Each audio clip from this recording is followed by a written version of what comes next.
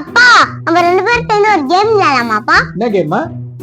நீ நீ வந்து அப்பா முன்னாடி நான் அம்மா முன்னாடி. அப்பா கேம் தான் ஸ்டார்ட்ப்பா. அப்ப நானு டேய் நீ நீ எப்பயோ நான் கேம் நடியா. திவ்யமா என்னடா? ஏமா கத்துற? என்ன சமையல் கேட்டேன். எல்லாமே நான் சாப்பிடுறியா?